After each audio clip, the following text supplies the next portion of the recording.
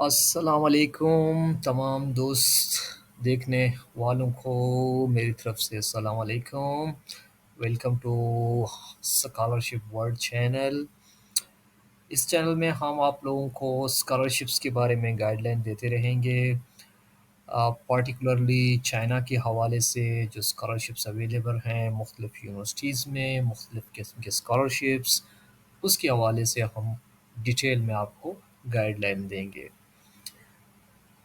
आज के इस वीडियो में हमने जो यूनिवर्सिटीज़ को चूज़ किया है उसमें सबसे पहले यूनिवर्सिटी है जिसको चाइनीज़ ज़बान में चंगचो ताशुए कहते हैं, चंगचो यूनिवर्सिटी कहते हैं, जो कि हाल ही में प्रेसिडेंशियल स्कॉलरशिप्स ऑफ़र कर रही है।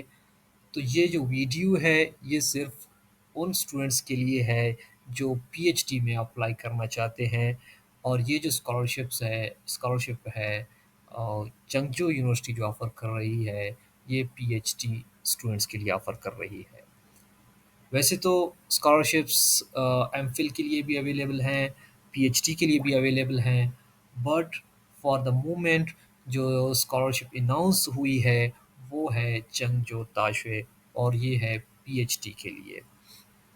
तो इसमें हम वन बाय वन आपको डिटेल में बताएँगे कि कैसे आपने अप्लाई करना है, किस तरह का तरीक़ाकार है, कौन से डॉक्यूमेंट्स चाहिए। तो आइए देखते हैं चंगचो ताशुए की तरफ, चंगचो यूनिवर्सिटी प्रेसिडेंशियल स्कॉलरशिप की तरफ। तो चंगचो यूनिवर्सिटी चाइना के एक मशहूर खूबसूरत सिटी चंगचो में वाक़ है। ये एक हिस्टोरिकल सिटी भी है। तो वैसे तो चाइना के ऑल ऑफ जितनी सिटीज़ हैं, आप जाएँगे तो आपको एक हिस्टोरिक डीप टच मिलेगा, काफ़ी हिस्टोरिक हवाले से। तो चंगचू सिटी के अंदर चंगचू जो कैपिटल है हेनान प्रोविंस का, जिसके अंदर चंगचू यूनिवर्सिटी वाक़ है। इसके अंदर आपको डिफरेंट किस्म के फैसिलिटीज़ अवेलेबल मौजूद होंगे। As for example Muslim canteen जो है हर यूनिवर्सिटी के अंदर एक होता है। यूनिवर्सिटी का अपना एक हॉस्टल होता है, अपार्टमेंट होता है जो पीएचडी स्टूडेंट्स के लिए मोस्टली सिंगल रूम दे दिए जाते हैं और आपको लिविंग के लिए 1000 अगर आप बाहर रहना चाहते हैं तो उसके हवाले से आपको 1000 आरएमबी पर मंथ दिया जाता है। इसके अलावा प्लेग्राउंड्स अगर आप स्पोर्ट्स में इंटरेस्टेड हैं तो बैडमिंटन, पिंग पोंग और काफ़ी स्पोर्ट्स के प्लेग्राउंड्स यहाँ पे अवेलेबल हैं। और इसमें सबसे ख़ासियत ये है कि जो प्रेसिडेंशियल स्कॉलरशिप है वो मोस्ट ऑफ समहाउ आप कह सकते हैं कि जो चाइनीज़ गवर्नमेंट स्कॉलरशिप है जिससे हम सीएससी स्कॉलरशिप कहते हैं, उसके समहाउ वो जो है ना बराबर है। जंगजू यूनिवर्सिटी प्रेसिडेंशियल स्कॉलरशिप सिर्फ पीएचडी के लिए है अवेलेबल है। इसके अलावा जो जंगजू यूनिवर्सिटी के अंदर मुख्तलिफ स्कॉलरशिप्स अवेलेबल हैं, जैसे कि चाइनीज़ गवर्नमेंट स्कॉलरशिप हो गया, हीनान गवर्नमेंट स्कॉलरशिप हो गया, कन्फ्यूशियस इंस्टीट्यूट स्कॉलरशिप हो गया। तो काफ़ी मल्टीपल स्कॉलरशिप्स हैं, लेकिन जिनके टाइम पीरियड डिफरेंट टाइम में अनाउंस होते हैं। तो फॉर द मोमेंट जो स्कॉलरशिप अनाउंस हुई है चंगचो यूनिवर्सिटी की तरफ से, वो है चंगचो यूनिवर्सिटी प्रेसिडेंशियल स्कॉलरशिप, जो कि सिर्फ पीएचडी स्टूडेंट्स के लिए अवेलेबल है। इसके चंगचो यूनिवर्सिटी का जो लिंक है ये मैंने साइड पे दिया हुआ है। आप इस स्कॉलरशिप के जो उसको भी विज़िट कर सकते हैं कि कौन-कौन सी स्कॉलरशिप्स अवेलेबल हैं। जो डॉक्यूमेंट्स चाहिए इस हवाले से स्कॉलरशिप्स अचीव करने के लिए, वो मैं आपको बताता हूँ कि कौन-कौन से डॉक्यूमेंट्स आपको चाहिए होंगे स्कॉलरशिप के लिए।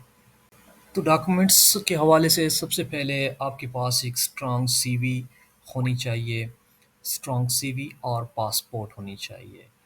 अब जो कि आपका पासपोर्ट हो उसकी एटलीस्ट जो डेडलाइन है एक्सपायरी होने से 1 ईयर होना चाहिए, ठीक है?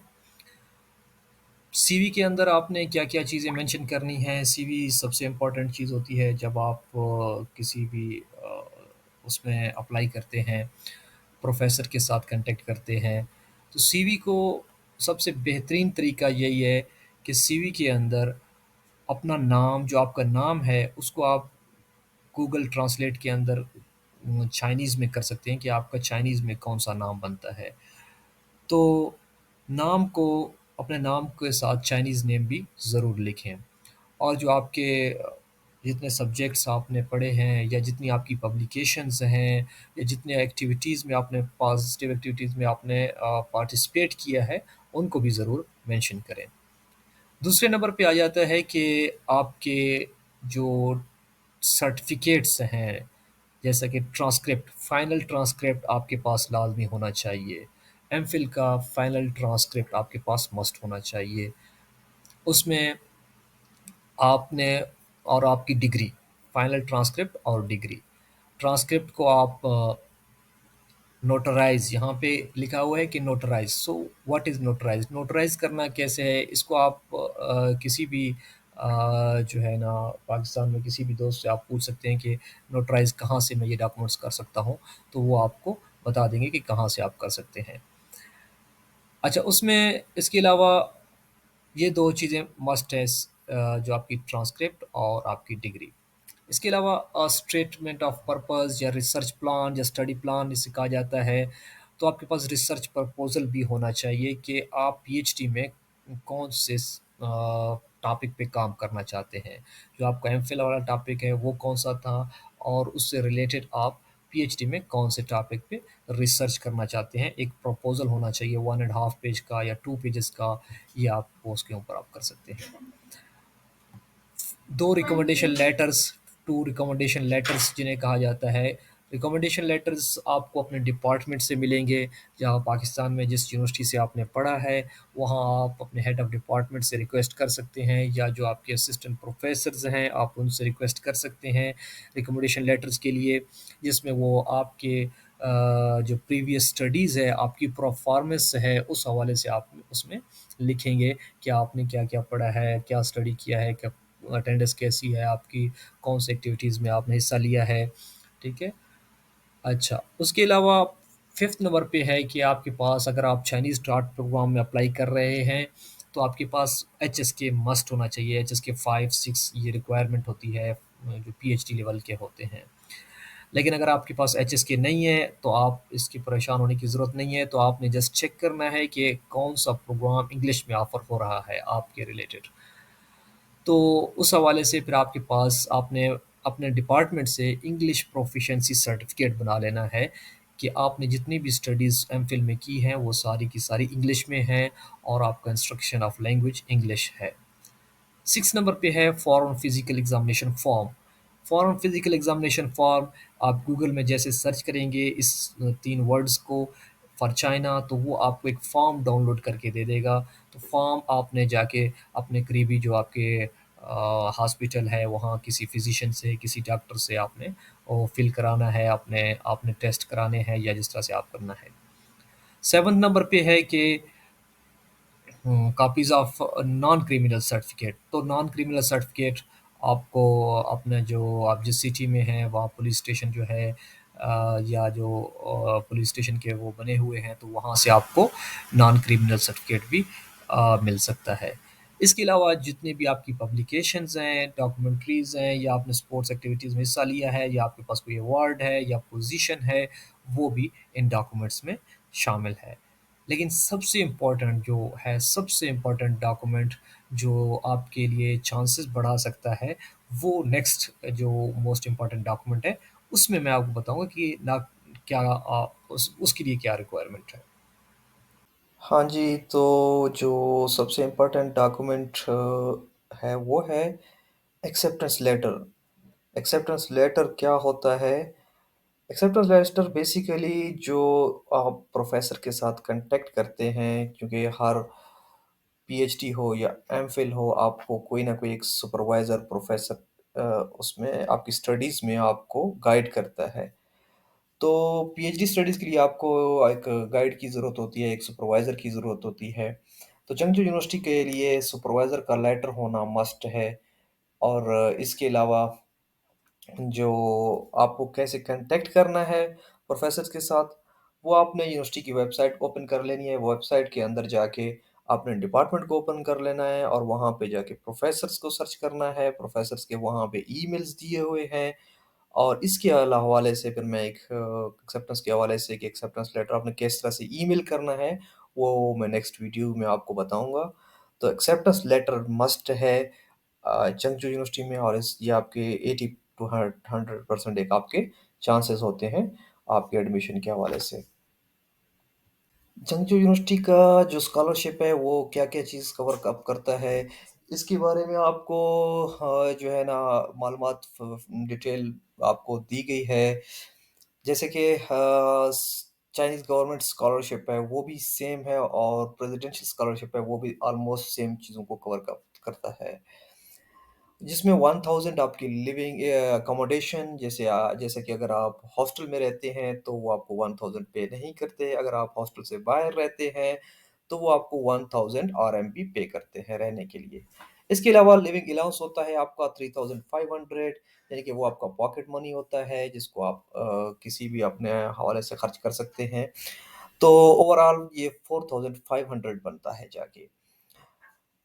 इस इन तमाम चीज़ों में ये है कि ये 4500 चाइना में रहने के लिए इनफ है। अगर आप सेविंग करना चाहते हैं, सेविंग भी आप कर सकते हैं। इसके अलावा जो इसके बेनिफिट्स हैं, आपको इंटरनेशनल एक्सपोज़र मिलता है, वर्ल्ड लेवल के स्टूडेंट्स यहाँ पे आते हैं, डिफरेंट कल्चर्स होते हैं, डिफरेंट कंट्रीज़ के लोग होते हैं जिनसे आपका इंटरेक्शन होता है। आप उनके हवाले से कल्चर, उनके हवाले से लर्न करते हैं एक-दूसरे से। दूसरा जो है ना चाइनीज़ जो हिस्ट्री है, कल्चर है, उसको समझने का आपको मौका मिलता है, जो कि चाइना का एक डीप हिस्ट्री और एक डीप कल्चर है। तो अ लॉट ऑफ बेनिफिट्स आपको इस स्कॉलरशिप में मिलते हैं। जो आपकी इंस्ट्रक्शन ऑफ लैंग्वेज आपकी पीएचडी में होगी, वो इंग्लिश ही होगी। और अगर आपने चाइनीज़ के कोई एग्ज़ाम दिए हुए हैं, as for example HSK 5, HSK 4, तो आपका इंस्ट्रक्शन ऑफ लैंग्वेज चाइनीज़ होगा। लेकिन मोस्ट ऑफ स्टूडेंट जो पहली बार अप्लाई कर रहे हैं और पहली बार चाइना आ रहे हैं, तो उनका instruction of language of course English होगा। इसके टाइम पीरियड क्या है एप्लीकेशन का? टाइम पीरियड इसके 2 सेशन में होता है, 2 इनटेक्स हैं, एक होता है मार्च इनटेक और एक होता है दिसंबर इनटेक। तो दिसंबर इनटेक के जो एडमिशन्स हैं वो स्टार्ट होते हैं 15 अक्टूबर से लेकर 15 दिसंबर तक इनकी लास्ट डेट होती है। और जो सितंबर इनटेक होता है उसके हवाले से आपको जो है ना मार्च से लेकर जून तक अप्लाई करना होता है चंगचू यूनिवर्सिटी में। तो रिसेंटली अभी चूँकि अक्टूबर का आने का टाइम है, 15 अक्टूबर से इसके दाखिले स्टार्ट हो जाएँगे। अपने आप डॉक्यूमेंट्स कंप्लीट कर लें। फर्दर जितने भी चीज़ें हैं उनके हवाले से मैं डिटेल में वीडियोज़ बनाता रहूँगा कि एक्सेप्टेंस लेटर क्या है, रिकमेंडेशन लेटर क्या है, अप्लाई करने का तरीका क्या है, यहाँ पे क्या बेनिफिट्स हैं, ठीक है? और ऑल इन्फॉर्मेशंस मैं अपनी वीडियोज़ में बताता रहूँगा। तो इस हवाले से मेरे इस चैनल को सब्सक्राइब कर लें।